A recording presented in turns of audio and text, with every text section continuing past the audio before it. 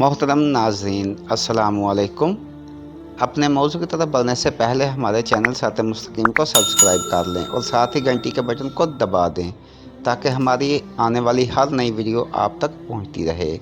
आज का हमारा मौजू सही बुखारी जिल्द नंबर 1 हदीस नंबर 52 है।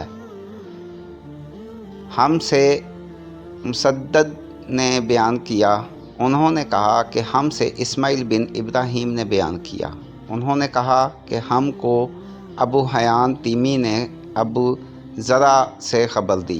उन्होंने हज़रत अबू हुरैरा रज़ियल्लाहु अन्हु से नकल किया कि एक दिन हज़रत सल्लल्लाहु अलैहि वसल्लम लोगों में तशरीफ़ फरमा थे कि आपके पास एक शख्स आया और पूछने लगा कि ईमान किसे कहते हैं। आप सल्लल्लाहु अलैहि वसल्लम ने फरमाया, ईमान ये है कि तुम अल्लाह पाक के वजूद और इसकी वहदानियत पर ईमान लाओ और इसके फ़रिश्तों के वजूद पर और इस अल्लाह की मुलाकात के बरहक होने पर और इसके रसूलों के बरहक होने पर और मरने के बाद दोबारा उठने पर ईमान लाओ। फिर इसने पूछा कि इस्लाम क्या है। आप सल्लल्लाहु अलैहि वसल्लम ने फिर जवाब दिया कि इस्लाम ये है कि तुम खालिस अल्लाह की इबादत करो और इसके साथ किसी को शरीक ना बनाओ और नमाज कायम करो और ज़कात फ़र्ज़ अदा करो और रमज़ान के रोज़े रखो।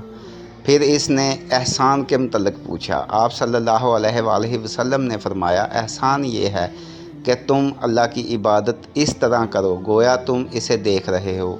अगर ये दर्जा ना हासिल हो तो फिर ये तो समझ के कि वो तुमको देख रहा है। फिर इसने पूछा कि क़यामत कब आएगी। आप सल्लल्लाहु अलैहि वसल्लम ने फरमाया कि इसके बारे में जवाब देने वाला पूछने वाले से कुछ ज़्यादा नहीं जानता, अलबत्ता मैं तुम्हें इसकी निशानियां बतला सकता हूँ।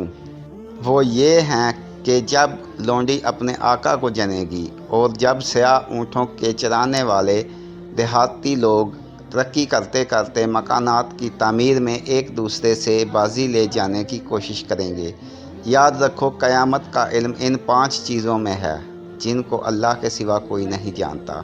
फिर आपने ये आयत पढ़ी कि अल्लाह ही को क़यामत का इल्म है कि वो कब होगी, आखिर आयत तक।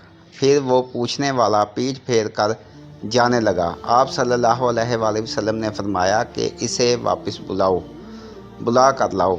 लोग दौड़े मगर वो कहीं नज़र नहीं आया। आप सल्लल्लाहु अलैहि वसल्लम ने फरमाया कि वो जिब्राइल थे जो लोगों को इनका दीन सिखाने आए थे। इमाम अबू अब्दुल्ला बुखारी फरमाते हैं कि हज़रत सल्लल्लाहु अलैहि वसल्लम ने इन तमाम बातों को ईमान ही करार दिया है।